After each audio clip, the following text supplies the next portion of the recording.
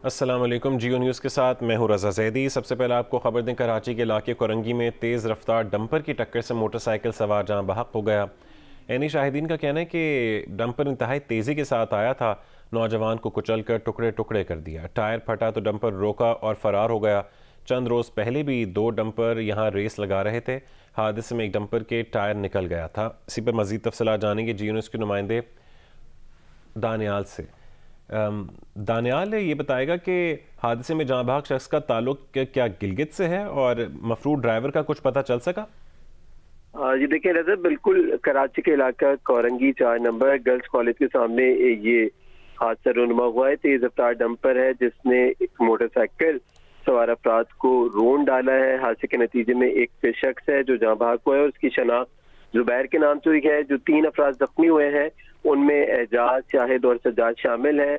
मरने वाले शख्स का ताल्लुक गिलगित से बताया जाता है और यहाँ पर नौकरी के लिए वो कराची आया था। एक होटल पे मुलाजमत करते थे। मरने और जख्मी होने वाले चारों अफराद मुलाजमत करके होटल बंद करके ये अपने घरों की तरफ जा रहे थे कि कोरंगी नंबर 4 के करीब इन्हें तेज रफ्तार डंपर ने कुचल दिया है और मौके पर ही जुबैर जो है वो जाँ बहक हुआ है। 3 जो दीगर जख्मी है उनको इंडस अस्पताल मुंतकिल किया है। पुलिस मौके पर पहुंची लेकिन जो डंपर का ड्राइवर है वो मौके से फरार हो गया है।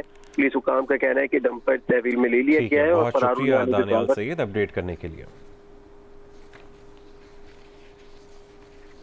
इस वाक़े के हवाले से एनी शाहिदीन का क्या कहना था वो आपको दिखाते हैं। रेस्टोरेंट में 4 आदमी जा रहे थे, बेचारे लड़के ड्यूटी ऑफ कर गए। एक्सीडेंट हुआ है तो इसमें 3 लड़के जख्मी हैं और एक लड़के के 5 से 6 टुकड़े हो चुके हैं। जिसको उसने वहां से लगड़ा, यहाँ आके इसका टायर बस्ट हुआ तो ये रुक गया। ड्राइवर अपने कागजात सारी चीजें लेके यहाँ से फरार हो गया। वो डंपर लाजमी जो है ना, रात में हम देखते हैं 2 बजे 3 बजे इसी टाइम पे गुजरते हैं और रेस लगा रहे होते हैं ये लोग। तो तरसों यहाँ पे एक डंपर का टायर निकल गया और डंपर आगे निकल गया। आगे बढ़ते हैं। कोयटा चमन शाहराह के बुलंद तरीन मकाम कोजक टॉप के में बर्फ में फंसे दर्जनों माल बरदार गाड़ियों और मुसाफिरों को क्विक रिस्पांस ऑपरेशन करके निकाला गया है। इस बारे में मजीद तफसील बताएंगे जियो न्यूज़ के नुमाइंदे नूर जमाना चकसई। कोजक टॉप के मुख्तलिफ मकामात पर ट्रैफिक फंसी हुई थी जो कि लिविस फोर्स के जवानों ने हिम्मत करके नमकबाजी करके ट्रांसपोर्ट को निकाल दिया। इस वक्त आप देख सकते हैं कि जो मालबरदार ट्रांसपोर्ट है वो यहाँ से निकाला जा रहा है। मालबरदार ट्रांसपोर्ट अफगानिस्तान को जाने वाली ट्रांसपोर्ट के कंटेनर से बहुत हेवी होते हैं और फिसलन भी है, लेकिन इस रात में सख्त सर्दी में भी इंतजामी हुकाम MPA साहब और दीगर जो लिविस फोर्स के एहलकार है वो मौजूद है। न सिर्फ इस रात को बल्कि इससे पहले भी जो स्पेल आए थे पिछली रात और इससे पिछली रात भी 24 घंटे में इस रोड को क्लियर करने के लिए वो मुसलसल मसरूफ रहते रहे। PTI के मजीद 35 अरकान के इस्तीफे मंजूर कर लिए गए हैं। इलेक्शन कमीशन ने PTI की 31 जनरल और 4 खवातीन की मखसूस नशिस्तों को डी नोटिफाई कर दिया। पाकिस्तान तहरीक इंसाफ के 80 मेंबरान कौमी असम्बली के इस्तीफे मंजूर होने के बाद कौमी असम्बली में अब PTI अरकान की तादाद 70 रह गई है, जिसमें मुनहरिफ अरकान भी शामिल हैं। स्पीकर कौमी असम्बली की मंजूरी के बाद इलेक्शन कमीशन ने PTI के मजीद 35 अरकान को डी नोटिफाई कर दिया है। जारी नोटिफिकेशन के मुताबिक PTI के 31 जनरल और 4 खवातीन की मखसूस नशिस्तों पर इस्तीफे मंजूर किए गए। इलेक्शन कमीशन ने शेर अकबर खान, अली खान जदून, मुजाहिद अली, साजिद खान, मोहम्मद इकबाल खान, आमिर महमूद कियानी, फ़याज़ुल हसन, शौकत अली भट्टी, मलिका बुखारी, अंदलीब अब्बास की नशिस्त खाली करार दी। खुसरो बख्तियार और फ़खर इमाम, शेर अली अरबाब, शाहिद महमूद, गुलदात खान, जुनेद अकबर, उस्मान तरकई अरबाब, आमिर अयूब, उमर असलम खान, अमजद अली खान की नशिस्तें भी खाली करार दी गईं। नोटिफिकेशन के मुताबिक खुरम शहजाद, फैज़ुल्लाह, मलिक करामत अली खोकर, ज़हूर हुसैन कुरैशी, इब्राहिम खान, ताहिर इकबाल, औरंगज़ेब खान, अब्दुल मजीद खान, आसमा कदीर और मुनव्वरा बीबी बलोच को भी डी नोटिफाई किया गया। खैबर पख्तूनख्वा हुकूमत और अपोजिशन के इजलास में निगरान वज़ीर आला के लिए मुतफ़क़ा तौर पर आज़म खान के नाम पर इत्तफ़ाक़ किया गया है। नोटिफिकेशन आज जारी किया जाएगा। आज़म खान साबिक़ निगरान वफाक़ी वज़ीर रहने के साथ चीफ सेक्रेटरी और दीगर ओहदों पर तैनात रह चुके हैं। वज़ीर आला महमूद खान का कहना है कि तारीख़ में पहली बार मुतफ़क़ा तौर पर निगरान वज़ीर आला के नाम पर इत्तफ़ाक़ हुआ है। अपोजिशन लीडर अकरम दुरानी ने कहा है कि निगरान वज़ीर आला के लिए ऐसे शख्स का चुनाव किया गया जो सब के लिए काबिल कबूल है। निगरान वज़ीर आला का फैसला ना करते तो लोग समझते कि अभी भी ज़िद पर कायम है।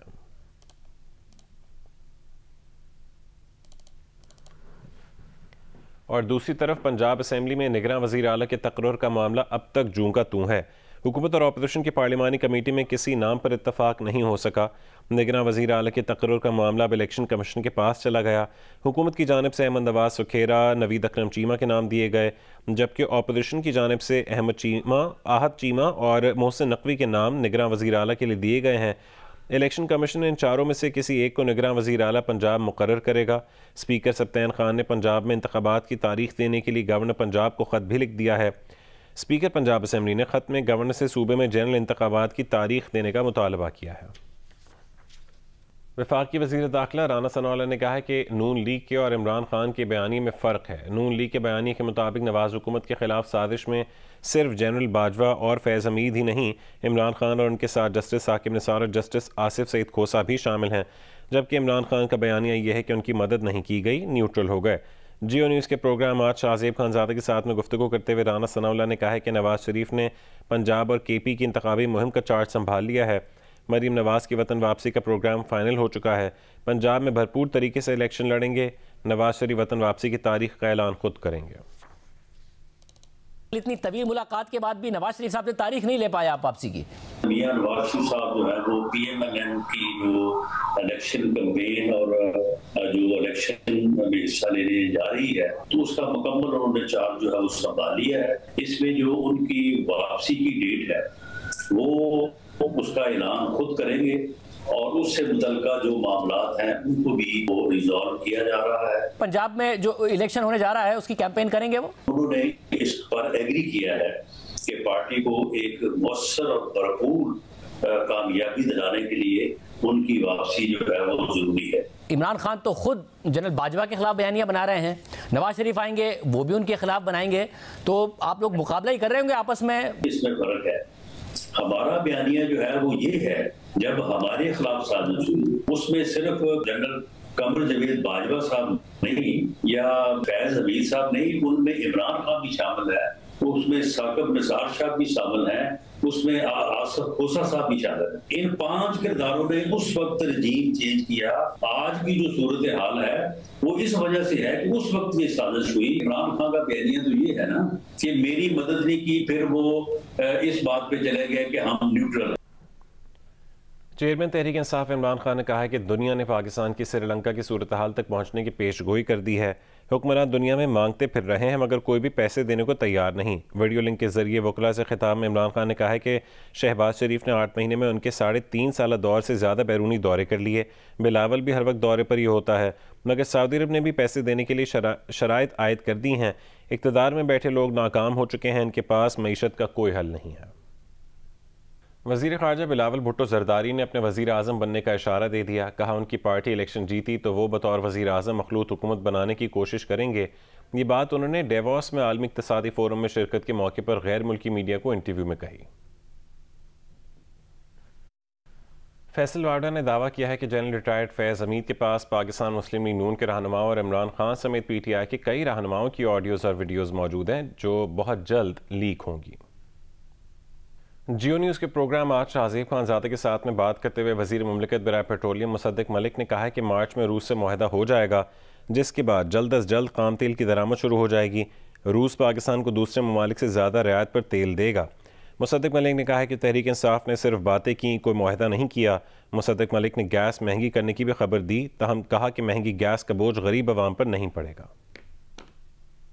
जो बात तय हुई है वो आपके सामने रख दी गई है कि बैनुल-अक़वामी सतह पे जो भी रियायत जिस मुल्क को भी मिल रही है उसी मुनासबत से पाकिस्तान को भी रियायत मिलेंगी या उससे बेहतर रियायत मिलेंगी। मार्च तक मुआहदा करने का सिर्फ एक ही मकसद है और वो ये है कि फौरी तौर पे ये खाम तेल जो अच्छी कंपेटिटिव सस्ती प्राइसेस पे होगा ये पाकिस्तान में इम्पोर्ट करना शुरू कर दिया जाए। हमारा टारगेट तकरीबन 35% खाम तेल इम्पोर्ट करने का इस वक्त है, लेकिन हमें उम्मीद ये है कि ये क्वांटिटी इससे कहीं ज़्यादा होगी। अच्छा, और ये बताइएगा कि जो पाकिस्तान रूस के साथ तवानाई की खरीदारी के लिए दोस्त ममालिक की करेंसी इस्तेमाल कर सकता है, इसका क्या मतलब है? हमारे नुक्ता नज़र से हमें कोई फ़र्क नहीं पड़ता। हमें फ़र्क नहीं पड़ता अगर हमारे मुल्क में डॉलर की फराहमी हो काफ़ी ज़्यादा तो हम डॉलर में भी करने के लिए तैयार हैं तिजारत। अगर किसी वक्त डॉलर की कमी होती है और कोई और हमारे पास हमारे ज़खायर में कोई और करेंसी मौजूद है, अवेलेबल है, तो हम उसमें भी ट्रेड करने के लिए तैयार हैं, लेकिन जिसने तेल बेचना है उसकी भी कुछ ख्वाहिश हो सकती है और वो हो सकता है चाहें कि वो किसी और करेंसी में डील करना चाहें, मगर करेंसी वही होगी जो पाकिस्तान में अवेलेबल है। अब हमारे सामने मौसर कुछ तजावीज़ हैं, एक नहीं 2-3 तजावीज़ हैं, जिसमें मैं आपको यकीन दिलाता हूँ कि गरीब आदमी के ऊपर गैस की इजाफी कीमत का बोझ नहीं पड़ेगा और हम सर्कुलर डेट को भी रोकेंगे, उसका जो स्टॉक है उसको भी रोकेंगे और उसका फ्लो जो है उसे भी रोकेंगे। दिनों की बात है साहब, दिनों की बात है। और इंशाल्लाह जिस दिन मुझे बड़ी खुशी होगी जिस दिन ये कंसेप्चुअली वज़ीर आज़म ने और वज़ीर ख़जाना ने अप्रूव कर दिया और वज़ीर ख़जाना की गाइडेंस में ये अप्रूव होगा, उनकी मुशावरत से, उनकी पार्टिसिपेशन से, उस दिन मैं उसकी तमाम तफासील जो हैं वो लेकर आपके सामने हाजिर हो जाऊँगा।